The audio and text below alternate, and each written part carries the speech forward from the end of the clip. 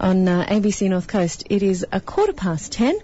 Time now for our regular Wordsmith segment, Wednesday Wordsmith. And this morning, it's my very great pleasure to welcome to the studio Maz Schirmer from Ballina. Welcome. Hi, Jo. Maz, now to say that your life in its early stages was difficult is an understatement in the extreme. Can you tell me a little bit about your childhood? It was extremely miserable. I was really hated by one of my parents, by my father, and so I grew up just feeling unwanted, unloved, and I was abused by several family members as well, sexually, and so I didn't feel heard, cared for, or wanted, basically. And then that set a chain of events that sort of became my life and my lot in life, and what I expected was normal was just that I wasn't meant to be loved, basically. You were a victim of sexual abuse as a child? Yeah. And violence? Not actual violence, more psychological abuse of being not just unwanted or unloved, but he actually despised me so much that he would like to embarrass me, and he would like to put me in situations like that and, have me, he would punish me verbally a lot, yeah. Do you have any insight as to, that's never acceptable, but to why your father treated you like that? I look at it and I think it was just the only way he could deal with it, being so young and a German immigrant, and it was a forced marriage, and it was because my mother was pregnant, so I think I always just represented the end of his life as he knew it and wanted it to be, and I think I was that symbol. I think every time he looked at me, that's what he saw, I think.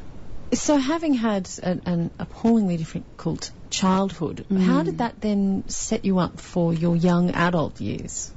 Well, I think it was assumed your lot in life that it was a cycle, because I would tell my mother what was going on with the other family members and what was happening, and she said, "Marylin, that's just what men do." So in her mind it was normal, just basically because I guess that's what happened to her and it was acceptable. So I then modelled what was acceptable, and that it just was normal, and that was just my normal existence. And then what happened was, so I would then draw to me men who treated me in similar ways, and just believing I never deserved love actually set me, attracting those kind of men where there was a lot of abuse and, being just treated accordingly. You were bashed? I was bashed and raped. Raped at gunpoint? With a gun in my ear and my mouth, yeah. This is appalling in the extreme. What happened when you had children? Well, I had children to basically the first man that showed me any attention at all. And, it was just, I was just living my mother's life. And my mother suffered extreme domestic violence, and it was just normal. It was just what happened after hours and behind the closed doors. And I guess I had my first child at 18, and then I just had 3 more fairly quickly, because that was what you did. You just had children. And I think what I loved about that, though, was I had somebody to love. That it was an unconditional love. So, I had children, and I would experience infidelity as being a normal way of living as well. So I always felt, well, then I'm not good enough, that, he needs to search for that as well. So pretty much, I think, one day I woke up and realised, oh my gosh, I've now instilled this cycle into my 3 daughters and my son as what is normal, and ended up having to live in hiding for 12 months. And I just got to the bottom. I took myself there basically by just allowing and assuming what was normal. Marylin Schirmer is my guest. She's the author of The Maz Factor, which is a story of her life. And as you've been hearing, it started out as anything but easy. It couldn't have been more difficult, really. At what point did you decide that you had to do something? When I realised that there was no system to protect me.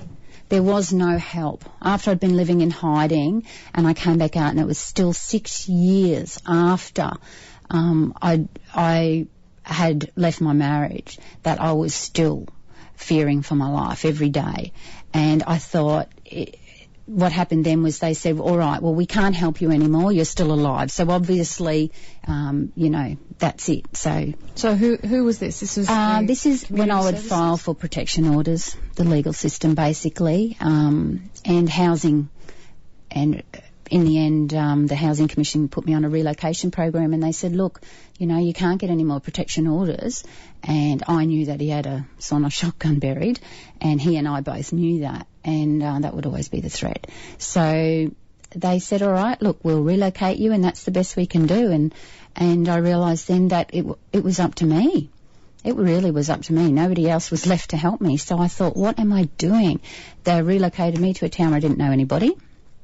And I thought, good, this is it. This is my chance to be who I've always wanted to be, not who I just am. So in one of the women's shelters where I was for a period of time, I read a book called You Can Heal Your Life by Louise Hay, and that's the first sign that there was hope to me. And hearing her story and just hearing her say that forgiveness is even a possibility, it was the last thing I thought, how could you forgive what's happened to me? How could I forgive those people? Because I thought forgiveness was condoning. But in actual fact, that was the first sign to me that forgiveness isn't condoning. Forgiveness is letting it go from you and realising it's those people that have the problem, and that you can choose not to be with those people. I'd never, in 33 years, that had never occurred to me. So you've found this little piece of inspiration. Obviously, there's a lot more work to do, though. What happened at that point? Well, I had after living in hiding, I really was underground, and I really didn't go in public. So I got so low in self-confidence that I couldn't really speak to any more than one person at any one time. And I thought, well, if I'm going to come out into the world and be this person, I have to know how to do that. So I would, when we moved to this town where we didn't know anyone, I would drop the children off at school. I would sit at shopping centres and I would watch women that appeared to be confident.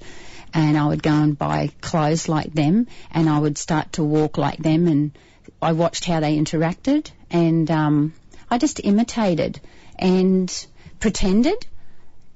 So fake it till you make it? Yeah, that sort of thing. Absolutely. And then I believe I drew to me the circumstances I needed, and I drew to me a job and everything that allowed me to grow, and it was just perfect for me, being a single mum, and I excelled in that, and I didn't know I was good at anything. I always thought I was dumb, and I left school to be a checkout chick at 14, and so I thought, that was the best I could be. But then I discovered I was actually quite smart, put myself back into TAFE, and found out I was quite smart. And so then I realised it really was up to me, and it was in my mind, and that I could do something. And then my job was to train women in that company eventually. I earned the right to train the women, and I found that it didn't matter what I taught them. It was like it was falling on deaf ears to a lot of women. So you were working for a business a company, a company where it was all women, an internationally based company, and I ended up becoming number 1 in 10 countries. And they would send me to different places around the world and train women, and it didn't seem to matter that I would give them all of my techniques that I'd developed that caused me to break records. They still weren't doing it, and I realised, my gosh, it's just between their 2 ears. That is the problem, and I wanted to help them. So I then went in search of, okay, how could I help women? And I found that whenever I tell my story, people would come up and they would say, oh my gosh, that's so inspirational.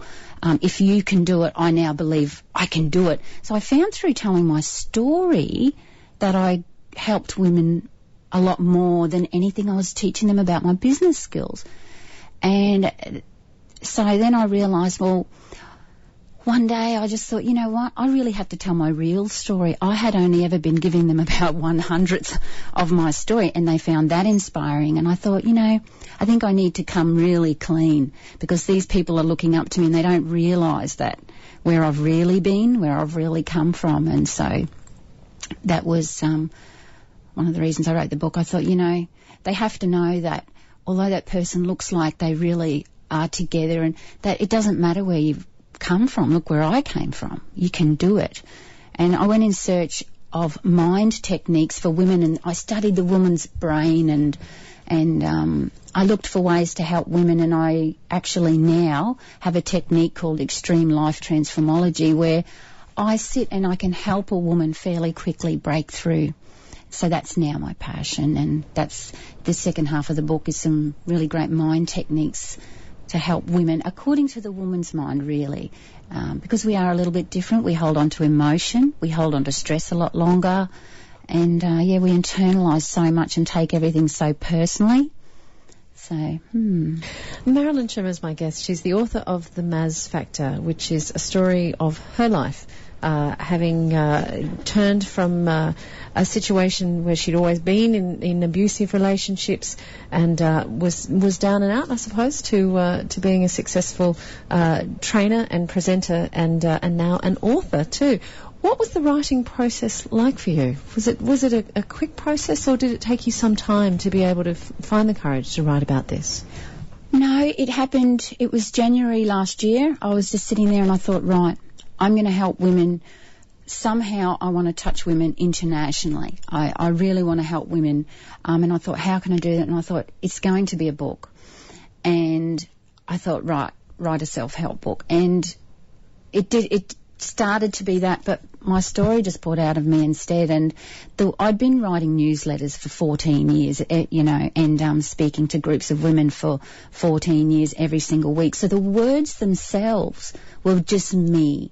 And it's like I'm sitting on the couch opposite you when I'm telling my story in my book. I chose that approach so that I was still being me. I didn't want to write in some way that was, I don't have a PhD in writing, and I just wanted to show people that you can just be you. And, if you just pretend that, the person reading is a really good friend, and you talk like that, I think it's receivable. It goes in. So. Well, it's been a great pleasure to have you in the studio this morning. Thank you very much for your time. Thanks, Jo. Marylin Schirmer is the author of The Maz Factor, a gutsy true story that will change your life. On ABC North Coast.